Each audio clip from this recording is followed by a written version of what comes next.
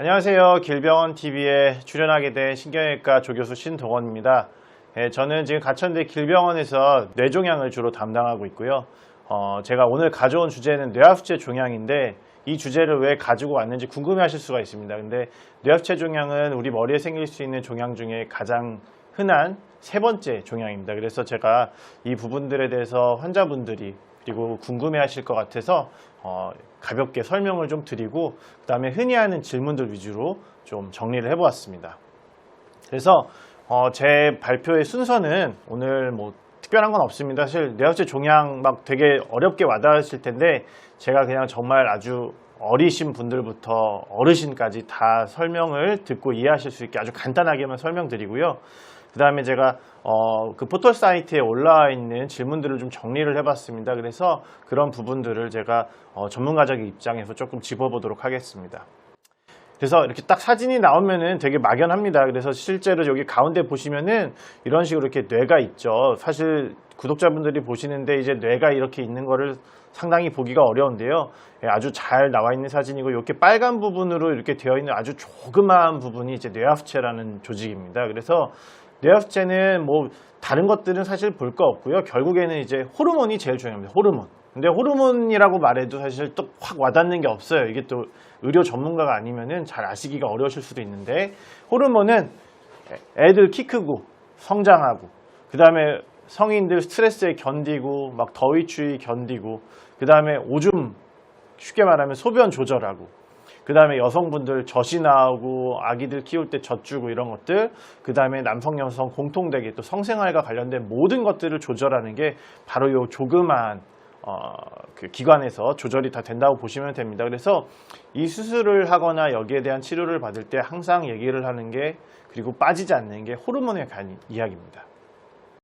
뇌하수체를 다른 식으로 보면은요 바로 이렇게 돼 있어요. 이렇게 빨갛게 제가 보시기 쉬우라고 이렇게 제가 이렇게 표시를 해놨는데 이렇게 되어 있는데 호르몬 이야기 말고 저희가 수술할 때 꼭 얘기 드리는 게 뭐냐면 바로 이 시신경 얘기예요. 시신경이 뭐냐면은 우리가 이렇게 눈으로 이렇게 자극이 들어오면은 이 자극이 어디에 와서 완성이 되냐면 이 뒤통수까지 가야지 우리가 완성이 되는데 그거를 전달해 주는 길이에요. 근데 이렇게 정상적일 때는 당연히 시신경이 전혀 문제가 없다가 이 종양이 이렇게 위로 자라서 시신경을 압박을 하기 시작하면은 바로 증상이 생기기 시작해서 눌려가지고 증상이 생겨서 오기 시작합니다. 그래서 시야가 좁아졌다든지 예전보다 좀 잘 안 보인다든지 자꾸 잘 부딪힌다든지 이런 경우들이 있고요.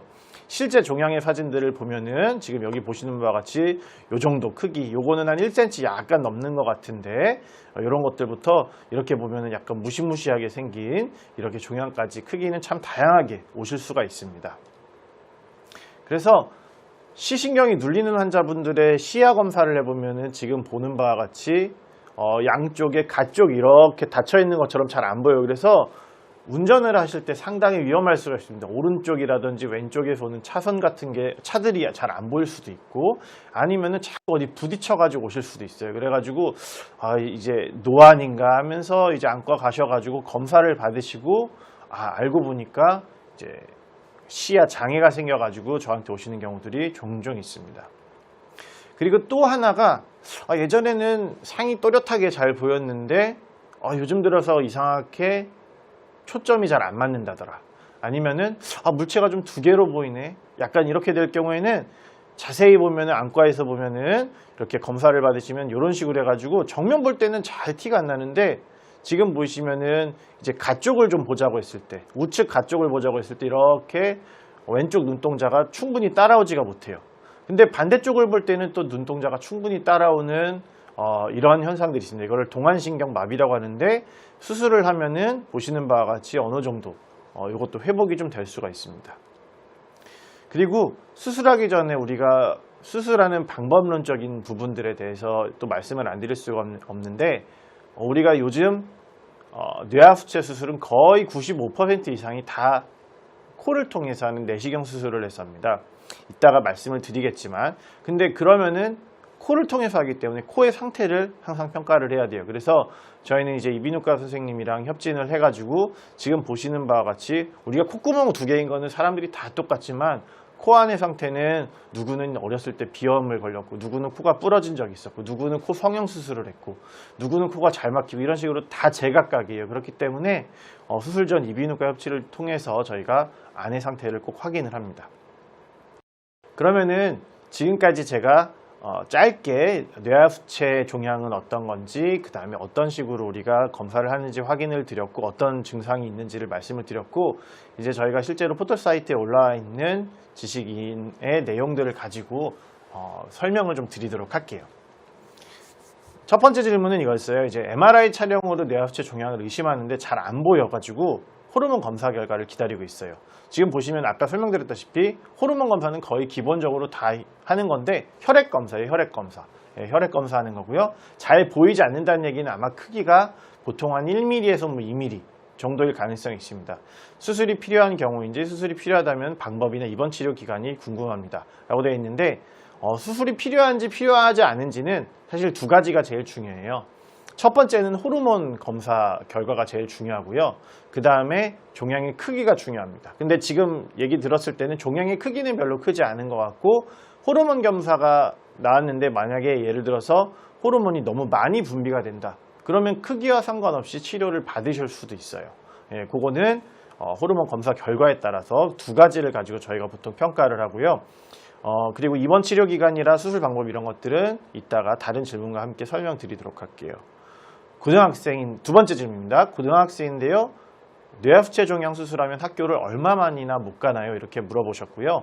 다음 질문은 뇌하수체 종양 수술해야 하면은 수술을 언제부터 술 마실 수 있나요? 이런데요. 사실 비슷한 내용입니다. 비슷한 내용이어가지고 지금 보면은 보통 종양 수술하면 학교를 얼마 동안이나 못 가나요? 사실 태어나고 학교를 가시는 건 크게 상관은 없어요. 그냥 일상생활을 하시는 거는 크게 상관은 없는데, 문제는 이제 무리한 활동을 한다든지 머리를 막 흔들면서 막 학생들 특히 체육 시간 이런 데 하다 보면은 머리에 압력이 올라가고 그러면서 뭔가 문제가 생길 수가 있기 때문에 보통은 한 달 정도는 저희가 이제 안정을 하시라고 보통 말씀을 드리고요. 술 마시는 것도 비슷해요. 제가 그래서 사진을 가져왔는데, 수술하고 나면은 겉에서 보였을 때는 전혀 문제가 없어요. 사람이, 왜냐하면 겉에서 절개가 있지가 않기 때문에. 하지만 코 안쪽을 이렇게 보면 저희 이비인후과 선생님이 찍어주신 건데, 2주차 1개월, 1.5개월쯤 되면은 딱 보시면 아실 것 같아요. 아, 적어도 한 달 전에는 뭘 하면 안 되겠다라는 생각이 들죠. 왜냐면은 한 달 동안에는 코에서 자꾸 뭐가 나와요.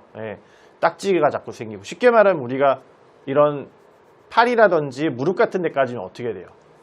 딱지가 나죠.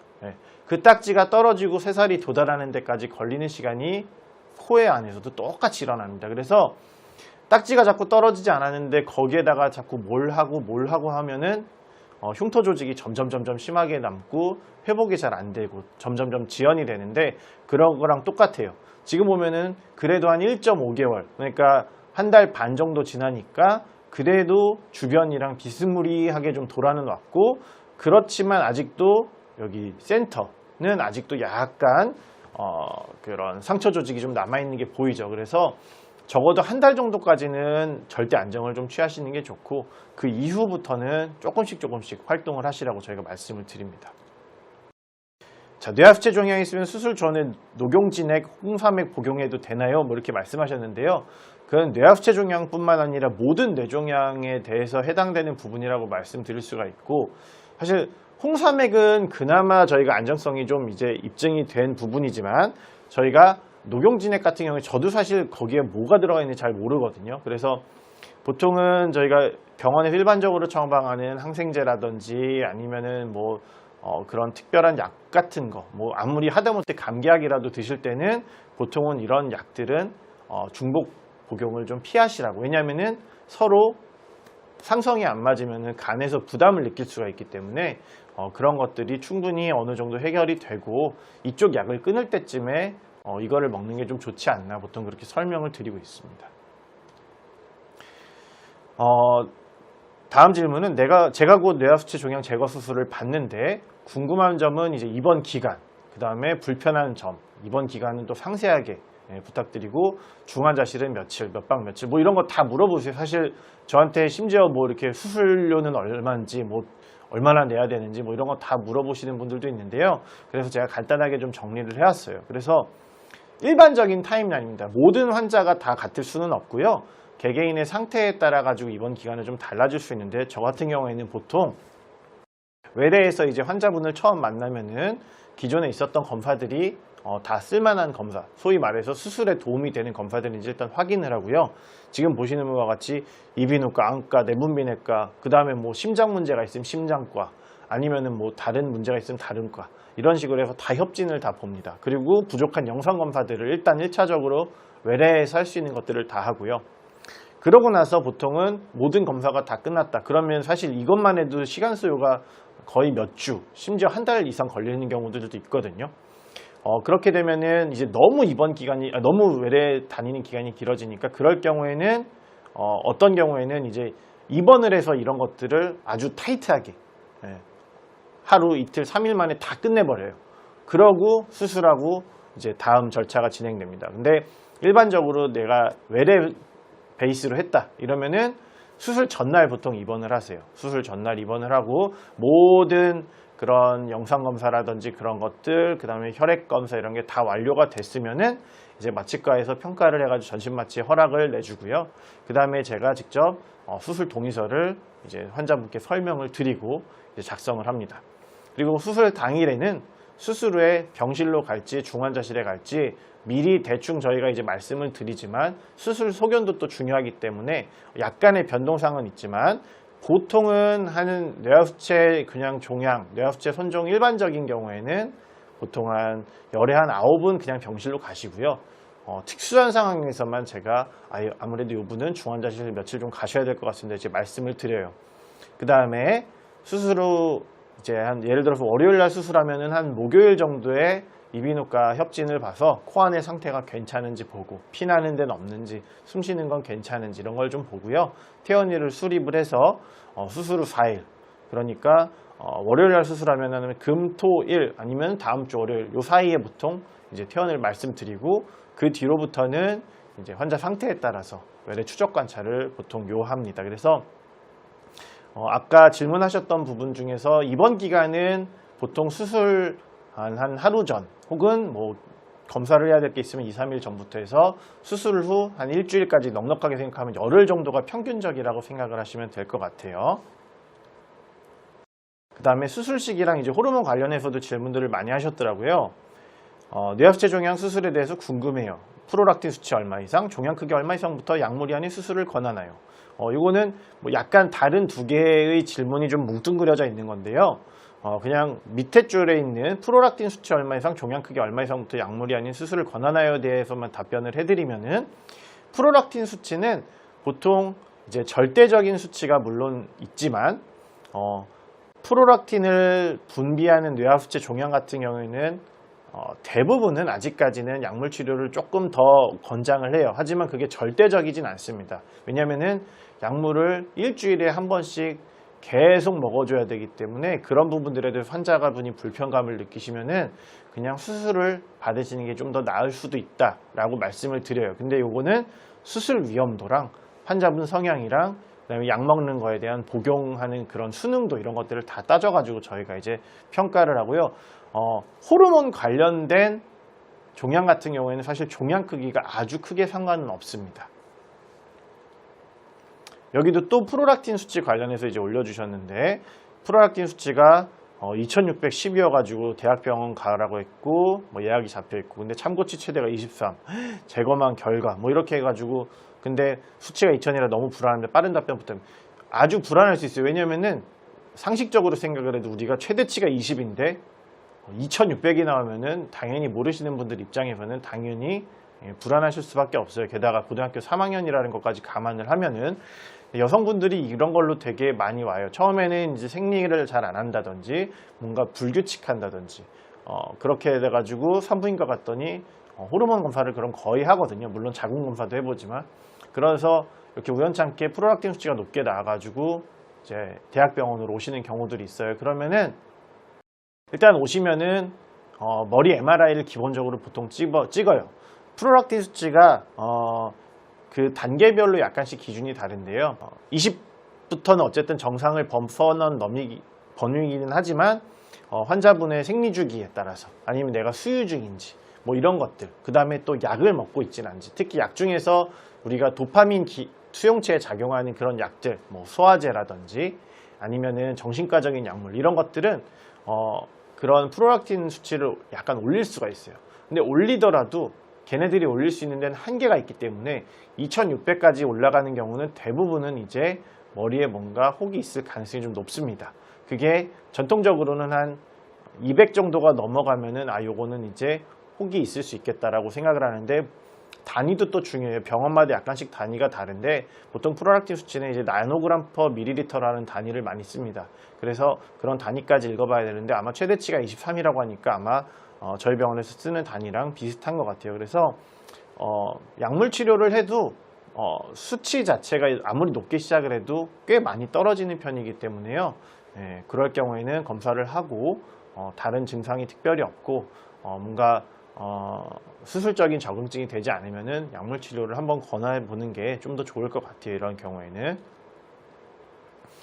뇌하수 체종양으로 종양 크기가 0.4mm인데 크기가 어느 정도 돼야 내시경 수술할 수 있나요? 건강검진 결과가 갑상선 기능 저하증이라는데 뇌하수 체종양과 관련이 있을까요? 이렇게 물어보셨는데요.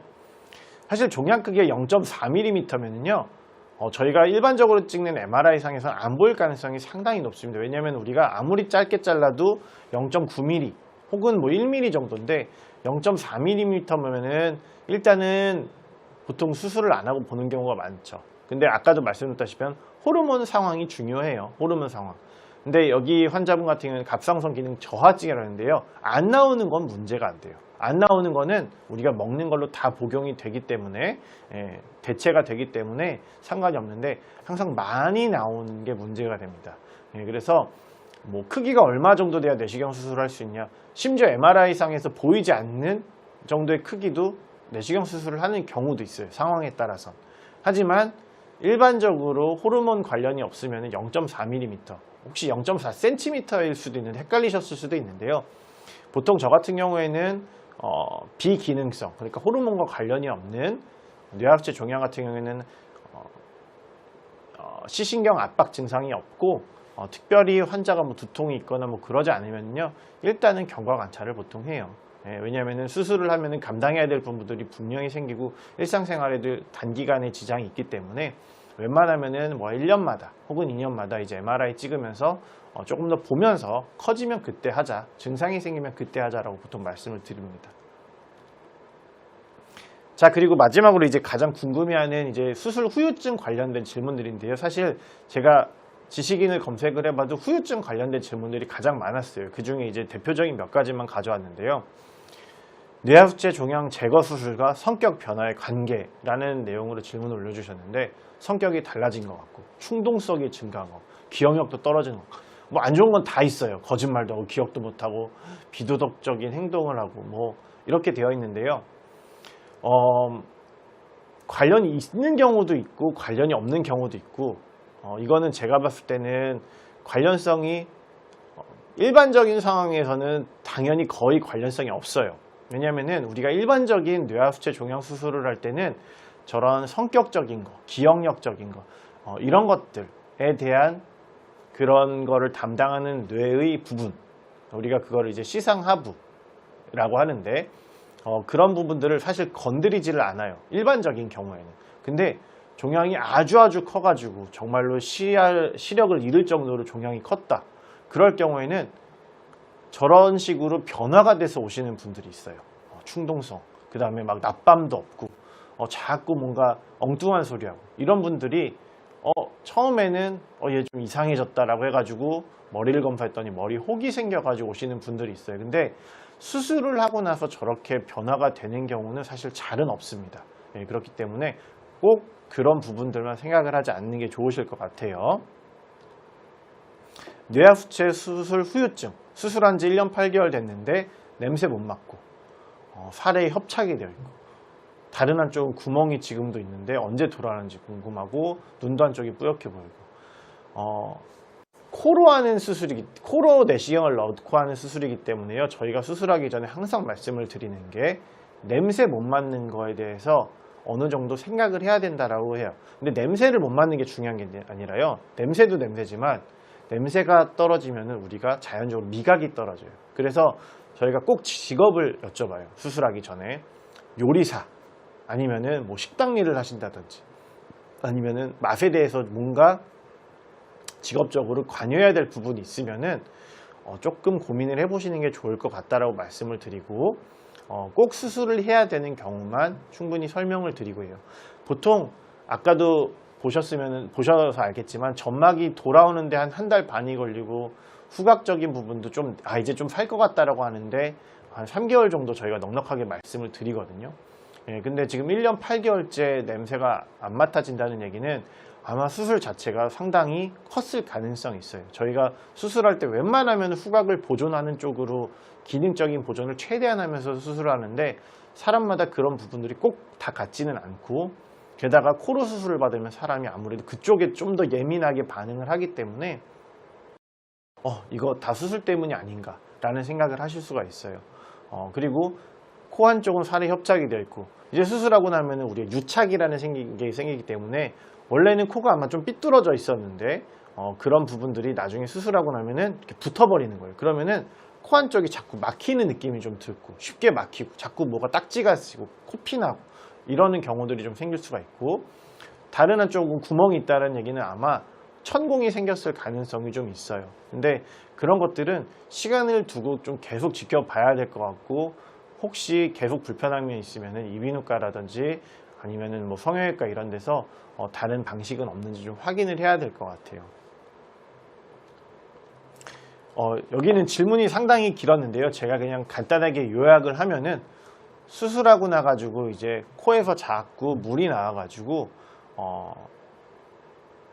병원에 갔었는데 가능성이 뭐 없다 아니면 뭐 이비인후과를 가봐라 이랬는데 결국에는 열이 나가지고 뇌수막염 진단을 받고 보니까 코를 통해 가지고 뇌수막염이 왔었다 이렇게 이제 얘기를 해주셨거든요. 그래서 수술을 하고 났더니 이제 다행히 괜찮아졌다 이런데 기존 병원을 다시 가야 되나 수술이 잘못된 건 아니나 이렇게 얘기를 하실 수 있어요. 근데 일단은 어떤 수술을 사실 처음에 받았는지가 정확하게 나왔지는 않고 그냥 뇌종양 수술이라고만 말했기 때문에 저도 지금 이것만 가지고 얘기를 하는데 약간의 판단에 약간 선입견이 좀 생길 수가 있어서 그런 거는 아니지만 그냥 단순히 뇌하수체 종양 수술을 했을 때 뇌 척수액이 셀 수 있다. 물론 셀 수가 있어요. 셀 수가 있고 저도 수술하기 전에 꼭 말씀드려요. 이거는 보통 한 달 정도까지는 생길 수 있는 확률이 반드시 존재를 한다. 몇 퍼센트? 보통은 그래도 한 100명 하면은 5% 안쪽이에요. 일반적인 거는. 근데 수술 범위가 커지고 그러면은 한 10%까지도 올라갈 수가 있어요. 아무리 저희가 열심히 막고 뭘 대놓고 그래도 틈새가 조금이라도 생긴다든지 그러면은 거기에 대해서 생길 수가 있기 때문에 항상 저희도 수술할 때 설명을 드려요. 그래서 수술을 할 때 충분히 발생 가능한 합병증이라고 말씀을 드립니다. 그래서 그 부분들에 대해서 이해를 충분히 하고 계셔야 될 것 같아요. 그래서 제가 또 저한테 왔던 환자분 한 분을 설명을 드리면은 왼쪽에 있는 사진은 이제 코에서 뭐가 나온다 그래서 제가 이제 이비인후과 선생님께 이제 보냈었고 보면은 제가 동그라미 쳐놔서 도드라지게 보이는 거지만 사실 저도 처음에 이비인후과 사진 봤을 때는 이게 뭐가 문제가 있는지 잘 모르겠더라고요. 왜냐면 이분은 수술받은 지 20년 된 분이에요. 20년 동안 잘 지내다가 갑자기 코에서 요즘 뭐가 나오는 것 같아요 해서 이제 왔는데 이비인후과 보냈는데 당장 지금 뭐 나오는 건 없고 잘 모르겠더라고요. 저도 그래가지고 그러면은 일단 입원해서 허리에서 이제 물을 빼는 거를 해서 요추천자라는 검사를 해가지고 한 3일에서 5일 좀 눕혀놓으면은 대부분은 회복이 된다. 보통 한 70%는 그걸로 해결이 되거든요. 그러면은 이제 주말 동안 입원을 해가지고 뭐 금요일 날 입원, 금, 토, 일, 월, 화 이 정도 입원해가지고 눕혀놓으면은 대부분은 좋아지세요. 그러면은 재발을 안 하기 때문에 괜찮은데 그러고 이분도 실제로 그래서 괜찮아져서 퇴원을 하셨어요. 퇴원을 해서 다행히 잘 해결됐네, 수술 안 하고 해결됐네 이랬는데 나중에 또 한 며칠 있다가 일하다가 또 보니까 코에서 뭐가 나와가지고 보니까 점점 양이 는다. 그렇게 해서 오셨어요.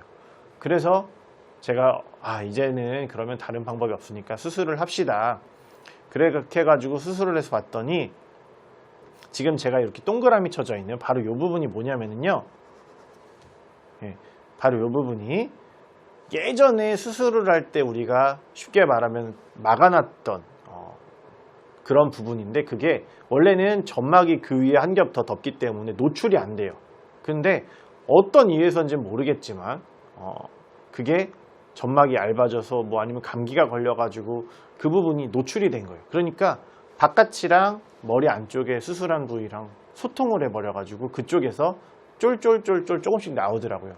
그래서 제가 오른쪽에 보이는 사진처럼 점막을 새로 다 끌어와가지고 다시 덧대주는 거예요. 그래서 다행히 이분은 아직까지는, 지금 제가 알기로는 그래도 한 두세 달 된 것 같은데, 제 기억에 아직까지는 별 문제 없이 지내고 있는데, 이런 경우들이 충분히 존재를 할 수 있어요. 그렇기 때문에 코에서 자꾸 뭐가 나온다고 하면은 반드시 수술하셨던 병원에 가가지고 상의를 하고 수술 방법적인 부분 중에 뇌척수액이 셀 수 있었는지 들으셨는지 기억을 하고, 그리고 담당 의사랑 상의를 해서 해결책을 모색하시는 게 좋아요.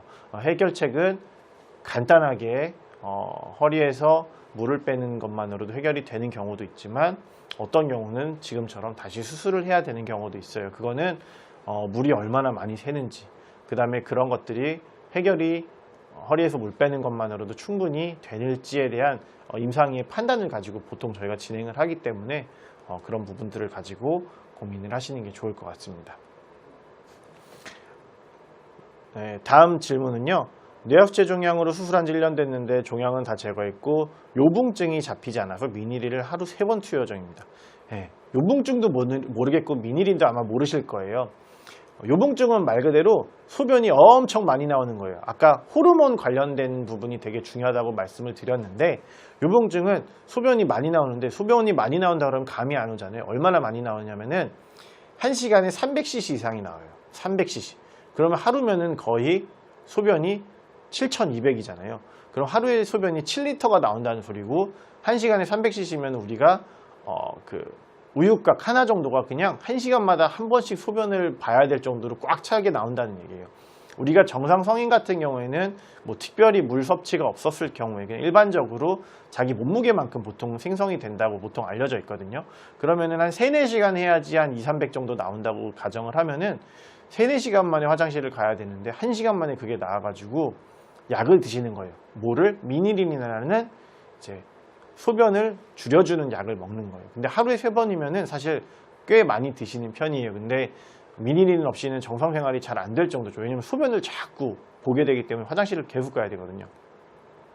언제까지 미니린을 계속 먹어야 될까요? 근데 지금 보면은 사실 1년 정도 됐으면은 어느 정도 제가 봤을 때는 약간 고착화가 됐을 가능성이 상당히 높아요. 수술 다시 종양이 다행히 다 제거가 됐지만 그때 당시에 아마 뇌하수체 기능이 좀 같이 좀 떨어졌을 가능성도 배제는 못해요.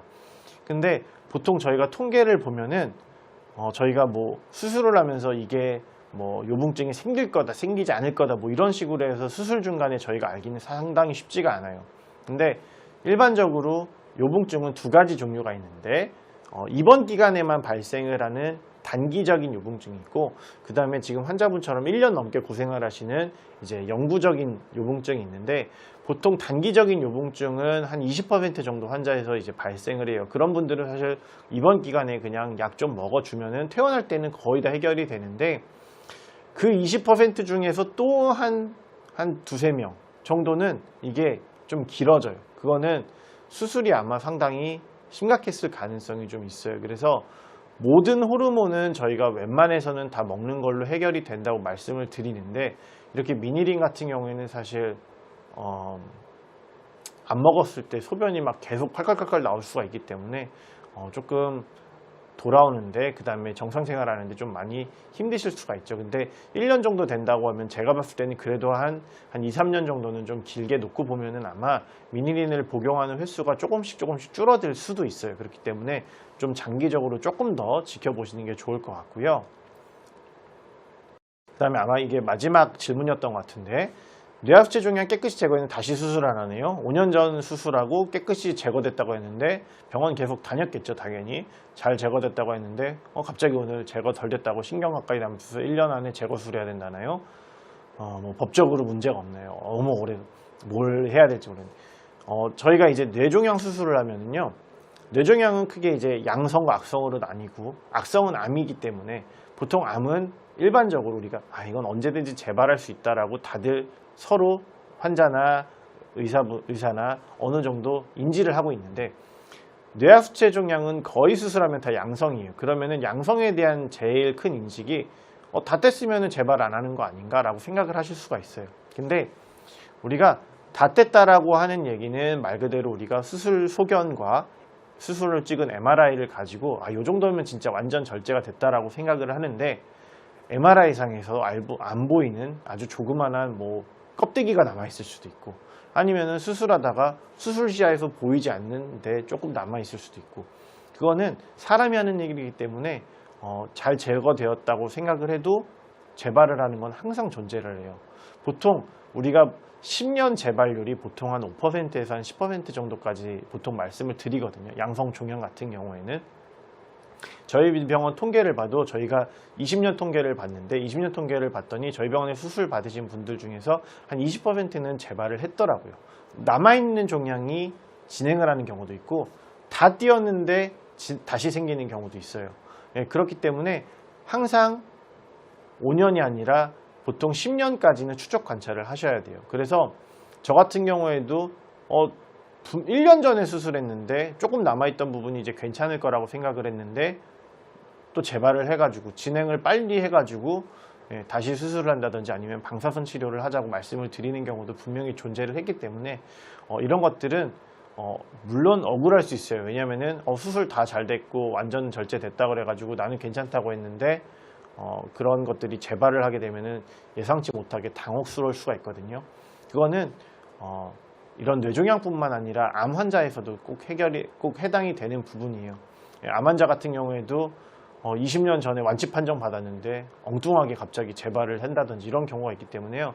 한번 종양은 진단을 받으면은 그냥 평생도록 추적 관찰이 필요하겠다 라고 생각을 하셔야 되고, 그때 맞춰가지고 수술을 한다든지 아니면은 방사선 치료를 한다든지 아니면 약을 치료한다든지 이런 식으로 의사와 상의를 해가지고 진행을 하시는 게 좋을 것 같아요. 그래서 제가 일단은 오늘 가져온 질문들은 제가 이렇게 며칠 동안 이제 보면서 지식인을 보면서 이런 것들은 저한테도 많이 하는 질문이기 때문에 이제 환자분한테 좀 도움이 되겠다 싶은 질문들을 좀 추려서 제 경험과 그런 제 환자 그런 사례들을 가지고 해가지고 좀 조합을 해봤는데요. 만약에 좀 도움이 많이 되셨으면은 또 길병원 유튜브 채널에 그런 댓글 같은 걸로 또 본인들의 그런 것들을 질문을 달아주시면은 그런 것들을 또 다시 한번 종합을 해가지고 환자분들과 또 상의하는 그런 세션을 또 가져보도록 할 거고요. 그 다음에 또 저희가 집 근처에서 받을 수 있는 그런 수술 중에 그래도 가장 추천드릴 만한 거는 사실 내시경으로 하는 뇌하수체 수술이에요. 왜냐면은 아까 보셨다시피 하고 나서 뭔가 후유증 생기고 합병증 생기면은요, 집 멀리 있는 병원은 가가지고 대처를 받기가 상당히 힘들어요. 개중에는 응급실에서 막 몇 시간 대기해야 되는 경우도 있고, 입원을 해야 되는데 입원 병실이 없어가지고 또 문제가 생길 수도 있고, 그러면은 수술하고 나가지고 뭔가 문제가 생겼을 때 전전긍긍하실 수가 있는데, 저는 개인적으로는 적어도 이제 뇌하수체 수술만큼은 집 근처 병원에서 받으시는 것을 조금 더 추천을 드려요. 왜냐면은 병원을 왔다 갔다 하는 거, 그 다음에 호르몬 조절하는 거, 이런 것들이 되게 좀 외래 가야 되는 빈도수가 좀 많을 수가 있거든요. 그렇기 때문에 되도록이면은 이런 것들을 집 근처 병원에서 많이 받으시라고 여러 가지 의미로 이런 것들을 준비해 봤고요. 그 다음에 다음 저희가 이제 세션을 또 준비한 거는 다음번엔 또 이비인후과 교수님도 한번 모시고, 그 다음에 길병원에서는 어떤 식으로 수술이 이루어지는지, 어떤 장비들이 있는지 이런 것들도 구독자분들, 그 다음에 시청자분들이랑 같이 공유하는 시간을 좀 갖도록 하겠습니다. 도움이 되셨으면은 좋아요랑 구독 부탁드리고요. 다음에 또 좋은 주제로 만나 뵙겠습니다. 반갑습니다.